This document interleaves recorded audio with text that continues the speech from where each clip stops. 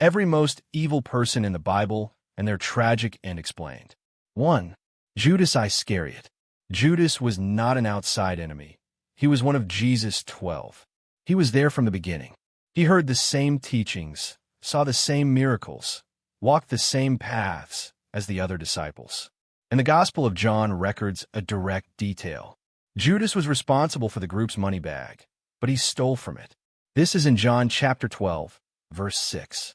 He was not a man in a spiritual crisis. He was a man with a greed problem that he never resolved. When religious leaders looked for a way to arrest Jesus without causing a riot, Judas went to them on his own and offered his services. The price he accepted was 30 pieces of silver, the amount the Mosaic law stipulated to compensate the owner of a dead slave, according to Exodus chapter 21, verse 32. 3 years alongside Jesus. And this was the price. The betrayal was done with a kiss, the agreed-upon signal with the soldiers to identify who to arrest. After Jesus was condemned, Judas tried to return the money. The leaders refused. He threw the coins into the temple and went to hang himself. This is in Matthew chapter 27, verses 3 to 5. But Acts 1 and verse 18 indicates that this decision of his did not go as expected, and he fell headlong and burst open in the middle, suggesting his end was even worse than planned. 30 coins bought nothing. They only destroyed everything. It is the kind of end that greed almost always delivers. Except Judas got there in the most irreversible way possible. 2. Jezebel. Israel had a problem that went beyond a weak king. It had a queen with no limits. Jezebel arrived as the wife of King Ahab, coming from a Phoenician dynasty devoted to Baal, and used her position to transform the Israelite state into a financing structure for pagan worship. 450 prophets of Baal and 400 of Asherah, all supported by the crown. This is recorded in 1 Kings chapter 18, verse 19. Meanwhile, she ordered the hunting and execution of God's prophets. Not exile, execution, but the episode that best reveals who she was involved, a man named Naboth. Ahab wanted to buy his vineyard. Naboth refused.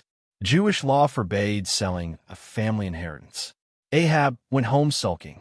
Jezebel looked at her husband and said, as recorded in 1 Kings chapter 21, verse 7, "Are you or are you not the king of Israel?" Then she went and solved it. She forged a blasphemy charge against Naboth, bribed 2 witnesses, and had him stoned to death. With Naboth dead, the land automatically passed to the crown. She went to Ahab and told him he could go take possession of the vineyard. The prophet Elijah pronounced judgment shortly after. Dogs would eat Jezebel's body in the same place where Naboth's blood had been spilled. When General Jehu arrived years later to execute this judgment, Jezebel did not run. She put on makeup, combed her hair, and went to face the man from the window. Jehu ordered the servants to throw her down. They threw her. The horses trampled her. When they sent men to bury her, they found only her skull, her feet, and the palms of her hands. The dogs had done the rest, exactly where it had been prophesied. 3. Herod the Great. Herod built the temple in Jerusalem. What remains of that structure is the Wailing Wall, the holiest site in Judaism today. The same man ordered the massacre of all children up to 2 years old in Bethlehem. Herod was not Jewish, he was Idumean. He came to power by politicking with Rome and ruled for decades with a paranoia that consumed everything around him. He had his own wife executed. He had 3 of his own sons killed out of fear they would take the throne. When wise men from the east arrived in Jerusalem asking where the king of the Jews had been born, Herod wasn't curious. He was afraid. He summoned priests and scribes. He discovered that the prophecy pointed to Bethlehem and called the wise men privately, asking them to return with the exact location of the child. He said he also wanted to worship him. This is in Matthew chapter 2, verse 8. The wise men were warned in a dream not to return. They didn't return. Herod waited. When he realized he had been ignored, he ordered the death of all boys up to 2 years old in Bethlehem and its surroundings. Researchers estimate between 20 and 30 children based on the size of the town at the time. There was only one criterion: being born in the wrong place at the wrong time. Jesus had already been taken to Egypt days before, warned by an angel in a dream to Joseph. Herod eliminated dozens of innocent children. He died shortly after, consumed by a disease described by accounts of the time as extremely painful. The man who spent his life killing to protect the throne ended up murdering even his own children, and yet failed to eliminate a fleeing baby.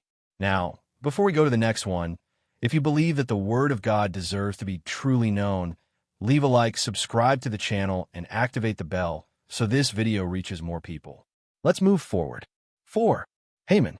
Haman was the prime minister of the Persian Empire under King Ahasuerus, the most powerful man in the kingdom, second only to the king. And all he needed was for everyone to bow down when he passed. Everyone bowed, except one. Mordecai was Jewish and refused to prostrate himself before Haman.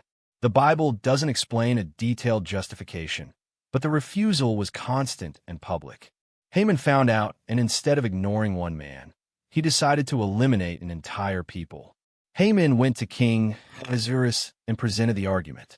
There was a group scattered throughout the empire that lived by different laws from the Persian laws and did not serve the king's interests. He didn't say it was personal. He didn't mention Mordecai. He wrapped his hatred in political language and secured a royal decree to exterminate all the Jews in the Persian Empire.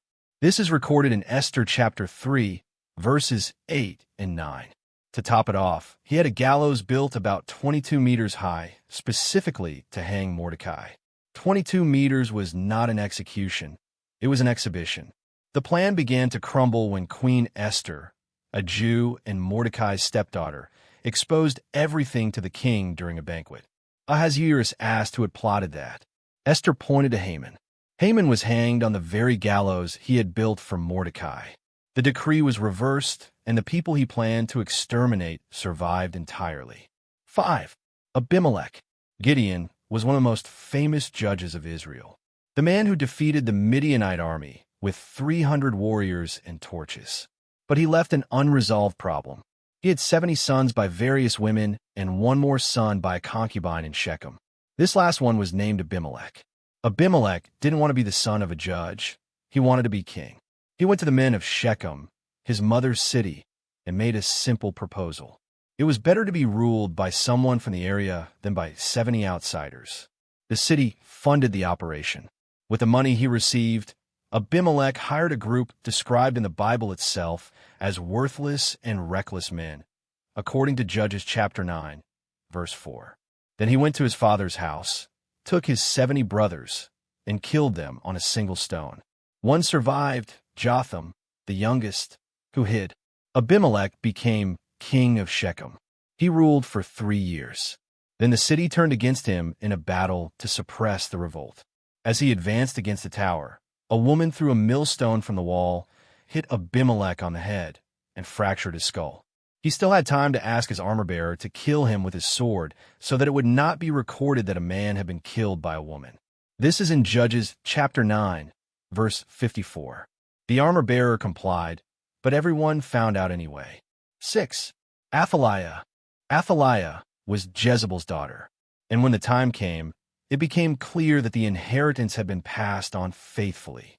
She was the daughter of Ahab and Jezebel, married to King Jehoram of Judah. When their son, King Ahaziah, died in battle, Athaliah made an immediate decision. She ordered the killing of all the royal descendants of the house of Judah, her own grandchildren, the entire bloodline. This is recorded in 2 Kings chapter 11, verse 1. The goal was the throne. With all the heirs dead, there was no dispute. It almost worked. One child, named Joash, was rescued from among those who were to be killed by the baby's aunt Jehosheba, who hid him in the temple with his wet nurse. Joash remained hidden for 6 years while Athaliah ruled Judah. In the 7th year, the priest Jehoiada organized a coup. Joash was presented to the people, anointed king, and acclaimed. When Athaliah heard the noise and went to the temple to see what was happening, she found her grandson alive, crowned. She was killed shortly after outside the temple. The detail that makes this block even heavier. The bloodline that Athaliah tried to erase was the same bloodline that centuries later would lead to Jesus. She almost eliminated the thread that ran through the entire history of Israel. 7. Cain. The world was still new. There was no written law, there was no court, there wasn't even the word crime, because no one had committed one yet. Cain and Abel were the sons of Adam and Eve. Both made offerings to God. Abel's was accepted, Cain's was not. The Bible does not detail the technical reason, but the result was immediate and visible. Cain became angry, an anger he carried on his face, because God went to him and asked directly why he was like that. And then came the warning.